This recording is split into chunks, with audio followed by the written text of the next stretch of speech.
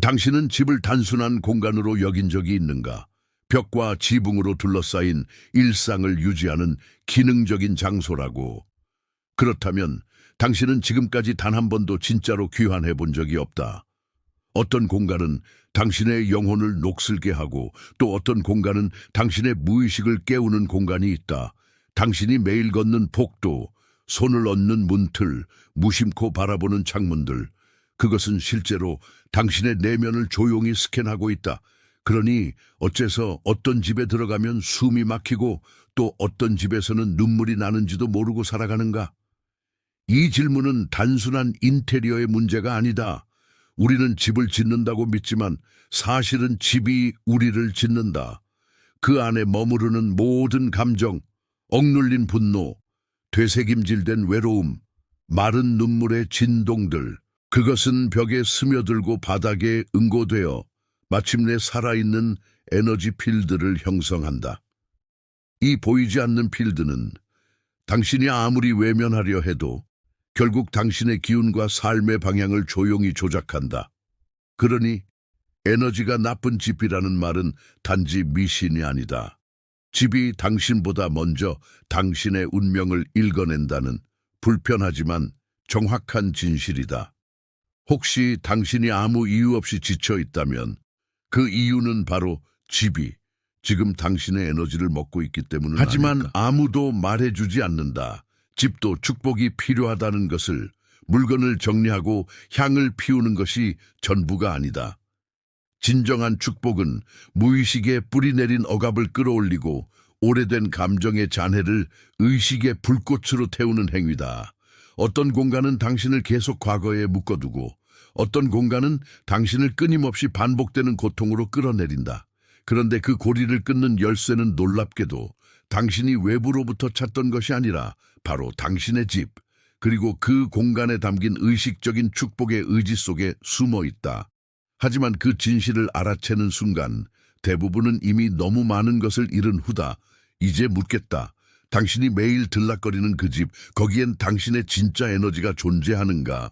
아니면 남겨진 상처, 말하지 못한 분노, 되돌아보지 않은 과거들이 아직도 벽을 타고 흐르고 있는가? 사람은 말로 진심을 감출 수 있지만 공간은 절대 거짓말하지 않는다. 당신의 집은 지금 당신에게 말하고 있다. 단지 당신이 듣지 않을 뿐이다. 축복이란 그 소리를 듣겠다는 결단이며 그 순간부터 당신과 공간 사이에 진정한 치유가 시작된다. 하지만 조심하라. 그 축복은 단순한 평온이 아니라 완전히 다른 현실로의 초대장이기도 하다. 마지막으로 경고하자. 이 영상은 단순히 집을 정리하라는 조언을 하지 않는다. 이것은 공간에 숨겨진 영혼의 언어를 읽는 법을 보여준다. 영상이 끝나기 전까지 당신은 스스로에게 질문하게 될 것이다. 나는 지금 어디에 머물고 있는가? 그리고 더 깊이, 더 잊혀진 차원에서 묻기 시작할 것이다. 내가 진짜로 돌아가야 할 집은 이곳이 맞는가? 이 질문에 대한 대답은 오직 끝까지 본 자만이 얻게 될 것이다. 지금 이 순간부터 당신은 이미 돌아갈 수 없는 여정에 발을 디뎠다. 집이라는 단어는 너무 익숙해서 그 속에 숨겨진 신비를 자주 잊는다. 하지만 당신이 돌아오는 그 공간은 단순한 구조물이 아니다. 그것은 당신 무의식의 확장, 억눌린 기억의 거울, 그리고 치유되지 않은 상처가 소리 없이 숨 쉬는 성소다. 당신은 정말로 그 벽 안에서 편안한가? 아니면 익숙함이 당신을 조용히 마비시키고 있는가? 우리가 집이라 부르는 이 감정의 그릇은 사실상 우리가 가장 회피해온 내면의 파편들을 비추는 거울일 수 있다. 당신이 애써 외면한 감정들, 숨기려 했던 상처들, 그리고 이해받지 못한 소망들이 그 공간의 공기와 함께 매일같이 당신을 감싸고 있다면 과연 당신의 에너지는 어디서부터 오염되기 시작했을까? 모든 에너지는 관계에서 흐르고 가장 강력한 관계는 공간과 나 사이에서 시작된다. 당신이 집을 대하는 방식은 결국 당신 자신을 대하는 방식과 다르지 않다. 엉켜버린 감정들이 가구의 틈에 숨어 있고 나도 모르게 반복하는 불안이 조명의 온도에 스며 있다면 이건 단지 인테리어의 문제가 아니다. 이것은 당신 무의식이 보내는 신호다. 왜 어떤 공간에 들어서면 갑자기 숨이 막히고, 왜 어떤 방에서는 혼자 있음에도 불구하고 외로움이 증폭되는가? 공간은 중립적이지 않다. 그것은 저장한다. 당신이 말하지 않은 것들, 참아온 감정들, 그리고 이미 잊었다고 생각했던 사건들을. 집은 곧 당신이다. 그리고 당신은 이 모든 것을 아직 마주하지 않았다. 그래서 축복이라는 개념은 단순한 의식이 아니다. 그것은 무언가를 외부에서 불러오는 주문이 아니라 이미 공간 안에 존재하는 에너지의 방향을 바꾸는 내면의 행위다. 축복은 벽에 말을 거는 행위가 아니다. 그것은 당신 안에 어떤 진동이 깨어나 침묵 속에 갇혀있던 진실을 해방시키는 순간이다. 우리가 무심코 지나쳤던 집안의 구석, 먼지가 쌓인 기억의 조각들, 오랫동안 닫혀있던 문 하나, 이 모든 것이 축복이라는 행위를 통해 다시 살아난다면 그건 마법이 아니다. 그것은 심리학이 아직 설명하지 못한 깊이, 상징이 담긴 실제, 그리고 영혼의 집이 드디어 반응하기 시작한 증거다. 당신은 지금 집이 당신에게 말을 걸고 있다는 사실을 들을 준비가 되어 있는가?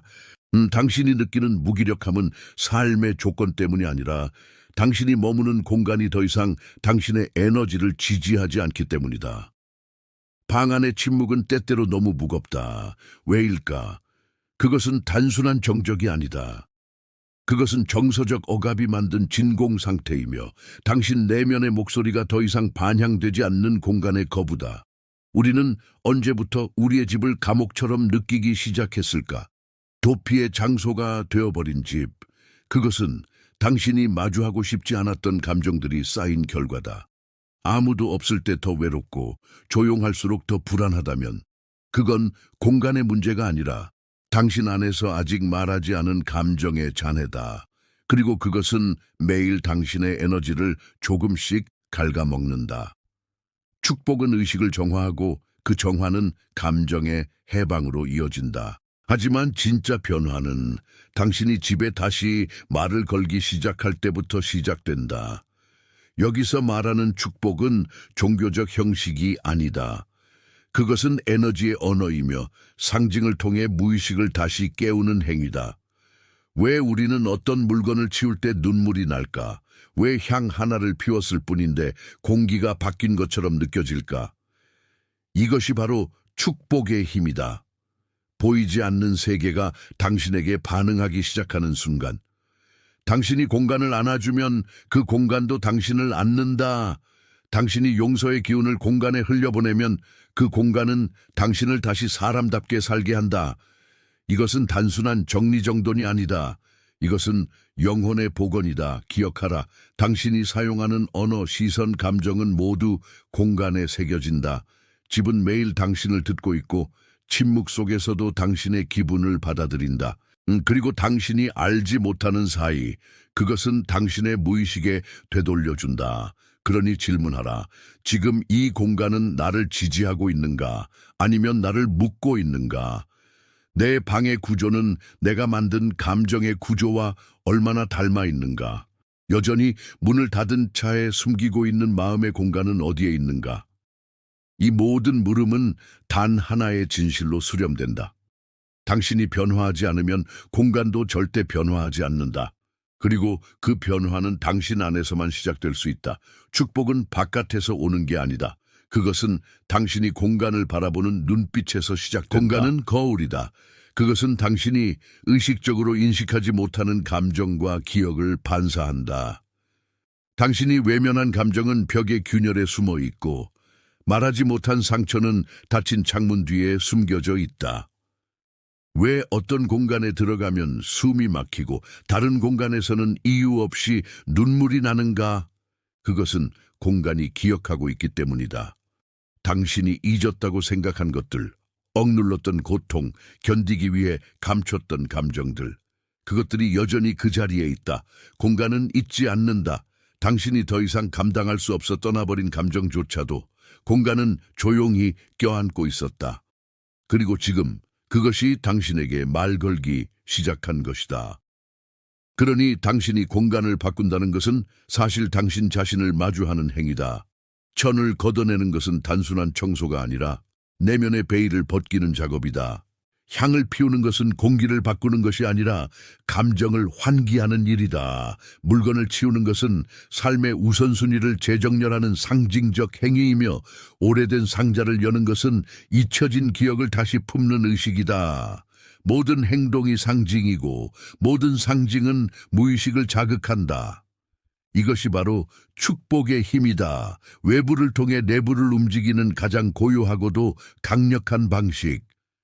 이것은 마음을 다스리는 마법이 아니라 무의식의 문을 여는 열쇠다. 그리고 결국 이 여정은 단지 공간을 바꾸는 것이 아니라 당신의 정체성을 재구성하는 과정으로 이어진다. 당신은 누구였는가? 지금의 공간은 그 누구를 반영하고 있는가? 혹은 당신이 되어야 했던 존재의 잔해만을 담고 있는가? 당신이 매일 앉는 의자, 당신이 잠드는 방, 당신이 숨 쉬는 공기, 이 모든 것이 당신을 다시 빚고 있다. 우리는 집을 만든다. 하지만 그 다음부터는 집이 우리를 만든다. 공간은 기억의 틀이고 감정의 그릇이며 에너지의 반사판이다. 당신이 지금 이 공간에 머무는 이유, 그 이유를 당신은 정말 알고 있는가? 그러나 진정한 변화는 눈에 보이는 변화 너머에서 시작된다. 어느 날 아무도 보지 않는 순간에 당신이 문을 조용히 닫는 방식이 달라지고 전등을 켜는 손끝에 감촉이 변하고 거울 앞에서 당신의 눈빛이 예전과는 다르다는 것을 느끼게 될 것이다. 그 순간 당신은 알게 된다. 축복은 형태가 아니었음을. 그것은 흐름이었다. 그것은 매일 당신과 함께 숨 쉬며 당신의 에너지장을 새롭게 짜맞추고 보이지 않는 균열들을 하나씩 꿰매온 힘이었다. 집은 단지 당신이 사는 공간이 아니라 당신이 스스로를 치유하기 위해 우주로부터 부여받은 신성한 성소였다는 것을, 이 깨달음은 말로 설명되지 않는다. 그것은 느껴지는 것이다. 오직 당신이 문을 열고 그 안으로 들어갈 용기를 낼 때만이. 이 침묵 속의 진실은 당신을 껴안을 것이다. 이제 당신은 알 수 있다. 진정한 변화는 외부의 전환에서 비롯되지 않는다는 것을. 그것은 조용히 쌓여온 내면의 축복에서 태어나고 오랫동안 무시되어 온 상처 속에서 피어나는 것이다. 당신이 흘려보낸 눈물, 당신이 무심코 지나쳤던 집안의 작은 흔적들, 당신이 포기하려 했던 밤의 침묵까지 모두가 하나의 언어로 당신에게 속삭이고 있었다. 돌아오라고. 당신 자신에게, 당신의 에너지에, 당신의 신성한 공간에. 축복은 기적처럼 다가오지 않는다. 그것은 당신이 그동안 견뎌온 모든 고요 속에서 이미 당신을 감싸고 있었던 것이었다. 지금 이 순간 당신의 시선은 이전과 같지 않다. 동일한 벽, 동일한 창, 동일한 공기 속에 숨겨진 의미가 다르게 느껴진다. 이 집은 이제 단순한 거주지가 아니다. 그것은 기억의 사원이며 치유의 문이며 잠든 영혼이 다시 깨어나는 성역이다. 당신은 마침내 이해하게 된다. 밖으로 향하던 모든 갈망은 결국 안으로 향한 부름이었음을. 진정한 축복은 바깥에서 주어지는 것이 아니라 내면에서 기억되어야 하는 것임을. 그리고 그 기억은 오늘 이 순간부터 다시 피어날 수 있다. 당신의 손길로, 당신의 의도로, 당신의 존재로. 이 모든 여정이 끝났다고 느껴질 때 그 순간이야말로 진정한 시작이다. 당신이 지금 느끼고 있는 이 울림은 단지 영상의 끝이 아니다. 그것은 당신이 잊고 있었던 어떤 본질이 조용히 다시 숨쉬기 시작했다는 증거다. 만약 이 메시지가 당신의 내면 어딘가를 두드렸다면 그 감각을 흘려보내지 마라. 지금 이 공간에 댓글로 당신의 느낌을 새기고 이 영상이 필요한 누군가에게 축복처럼 전해줘라. 구독은 하나의 클릭이 아니다. 그것은 당신이 이 길 위에 함께하겠다는 조용하지만 강력한 선언이다. 우리는 함께 기억해낼 것이다. 우리가 누구였는지를, 그리고 무엇으로 다시 태어날 수 있는지를.